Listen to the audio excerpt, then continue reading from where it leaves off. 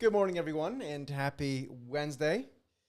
Serge here for our Wednesday, August the 27th, Set the Market morning call.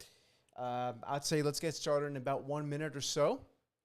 Just want to give everyone a little bit more time to log in, and then we are going to get started. In the meantime, we can shoot the breeze a little bit. Tomorrow, so you know, we're going to do Ticker Thursdays.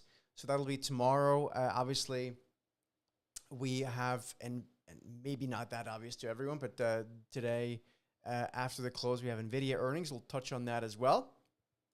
So, very boring market right now, but there is a possibility of it getting a bit less boring. We'll see. Honestly, I'm not quite sure if I'd put too much of a bet on it getting much more interesting anytime soon.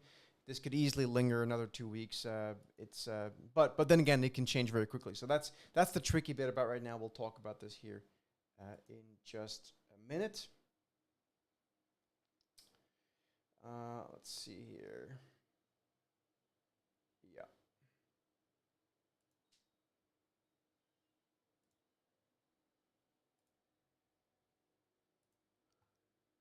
All right. Thank you guys for the audio and visual test. I always appreciate it. It's very kind of you.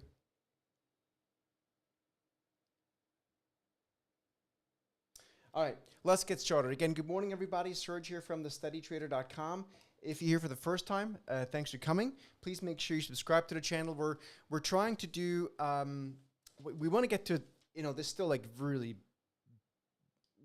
sort of baby numbers here, but we really want to get to 6,000 YouTube followers here very, very quickly. My goal is to hopefully by year end be at 10,000. We have a great following, but we also have a lot of people that are so unsure as to what to do in the market. They're reluctant to subscribe to follow anyone on YouTube. Really, all we can do is show people transparency, our process.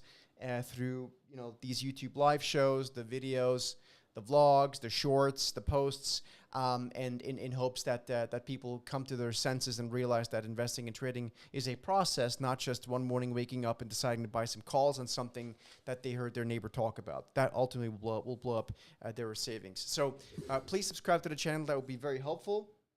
And as always, give us a thumbs up, like on the videos. Engagement, comments, the commentary also really helps us be able to grow the channel and get the algos to take notice.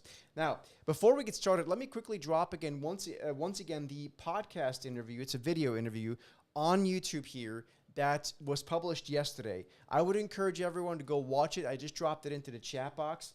What it is, it's an interview with the company called Grayscale. They are the first, or they were the first initially, sort of a Bitcoin and crypto kind of ETF company. And it was a really good insight about how Bitcoin and stuff fits into a portfolio. So I would really encourage you to watch that. Again, I put the link into the questions box. So please go ahead and check that out. It's this gal here. She did a great job. That's not exactly a good screenshot, but you know what I mean. She really did a good job explaining how she looks at the word of crypto and how it fits into portfolios. So go ahead and check that out. That I think would help everyone out. Now we're going to start off with our daily reminder that hard assets are beating the living daylights out of the Mag 7 stocks, okay? Now, obviously, we have NVIDIA reporting after the close. That's going to be very important for the index because the index is, the S&P is basically one trade, that's AI, from a correlation perspective. So I'm going to keep showing you guys this chart every freaking morning until I realize that some people actually are paying attention. I know most of you are not paying attention to this, and it's going to bite you at some point. This is my very, very serious bet that you're long NVIDIA, you're long the S&P, and that's great, and that's worked out. But if you don't start doing some thinking and researching and realizing that we're heading into a different constellation where your Max 7 heavy portfolios are not going to do as well, not even close. It's our view, of course. I don't have a crystal ball either, but that's our strong view over the next 5 to 10 years, as they did the past 5 to 10 years. The sooner you wake up to that, the better. And again, the proof is right there. You can see Max 7 stocks up a respectable 11%. Hard assets beating the shit out of that portfolio. And we think that's just the beginning of it. It won't be linear, but that's where we are. So let's talk about a couple other things. I want to go somewhere totally different and just go through a couple of individual pockets of stocks. Now, one thing that I want to just, before we even do that, I want to quickly update everyone on bond yields. One thing that we've been talking about for some time is that I thought that 2-year yields could go towards 3.5%. I advertised it and told all our clients as well, of course, that if we get towards 3.65% in the 2-year again, after we bounced off of that in the middle part of August, we're once again there this morning. I just this morning, about an hour ago, started getting long 2-year futures again. So that's 2-year note futures. That's a bet on rates going lower on the short end, right? We also think the yield curve is going to continue to steepen. So the longer end of the curve, or 10-year plus sort of tenor, is probably not going to drop as much as a 2-year. So that's what we call a steepening of the yield curve. So that's another way to play that. We have a trade alert for our ETF Silo Pro members on that this morning. So check your email on that in a bit. But I'm long 2-year futures. So that means that if rates go down, that means that price would go up, right? So rates go down, price goes up, inverse. So I'm long the futures, which would benefit if yield goes down and price goes up. Okay. So I just want to give you a quick update on that. Now, let's look through a couple of individual stocks and things. We'll start off with cannabis. Now, this stuff is another one of those, absolute, poop shows that we've seen for years now, as they just can't seem to get anything passed, in Congress and stuff. But maybe, I don't know, but maybe we're getting there.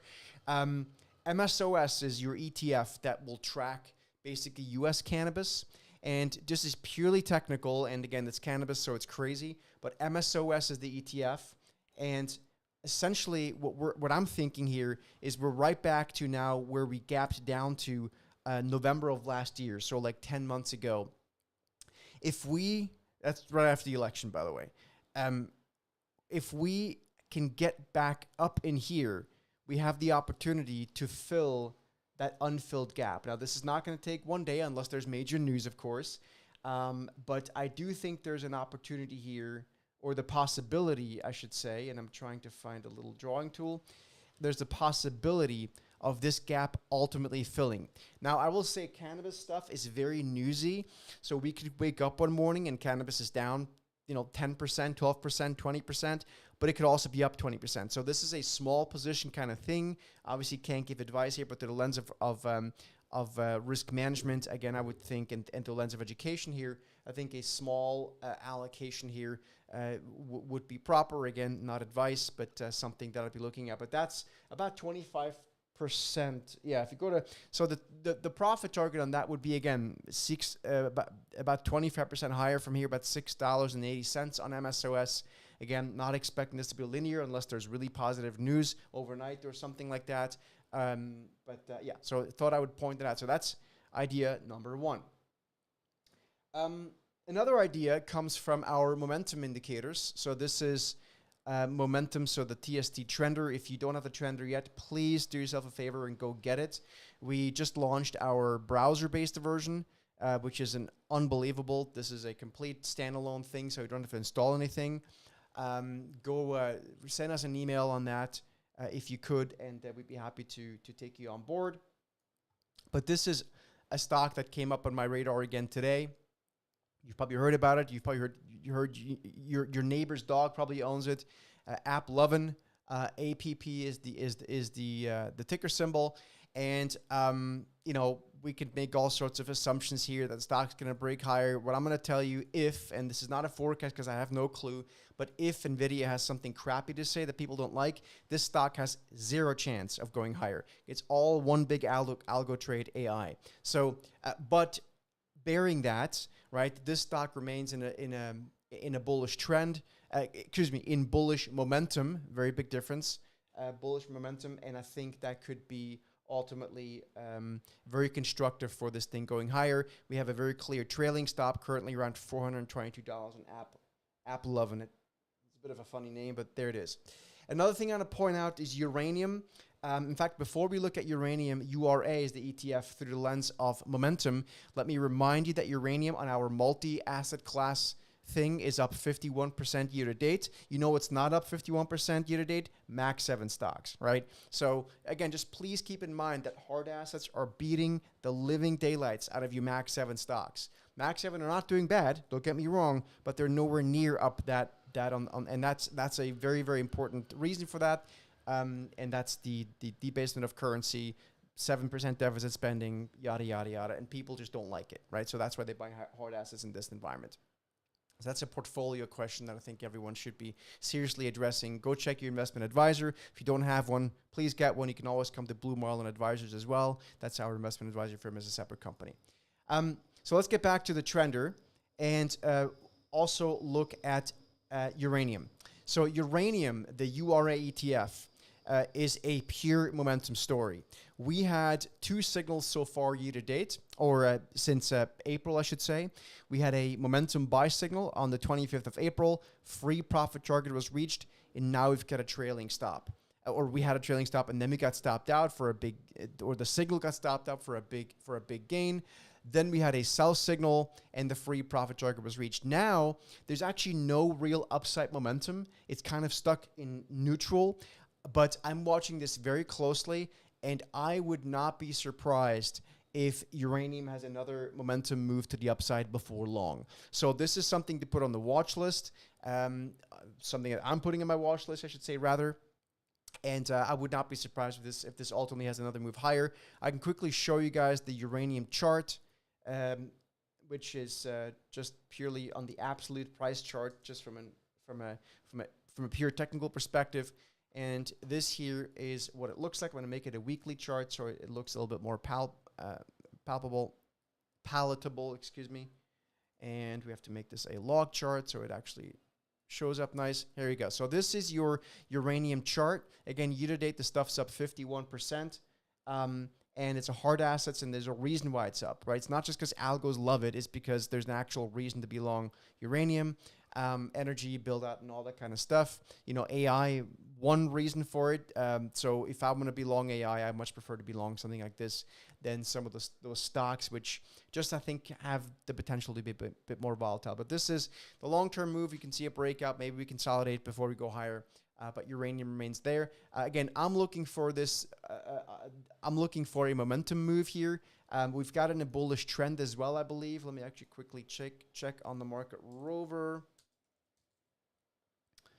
URA.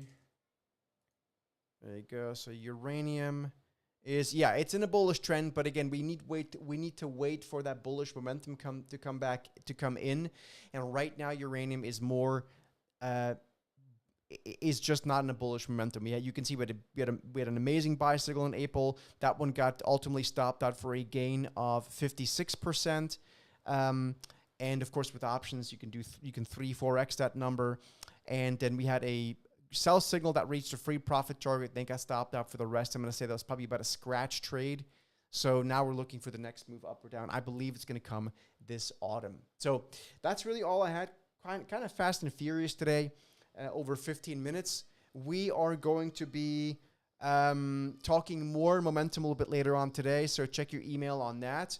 If you guys would like me to show you more how we trade momentum more specifically, I'm very happy to do like a separate YouTube show like this one day, or maybe a lot, right? If you guys want me to really go into how we trade momentum using this tool, just leave us a note somewhere, either here or somewhere else one day, and I'm happy to elaborate at that a bit more live here on YouTube as well. But we do need some feedback, otherwise we're not going to do it. We do need people to actually want it. So anyway, thanks for being here, folks. See you guys a little bit later on if you are a TradeOps member. And again, keep in mind that we have NVIDIA earnings after the close.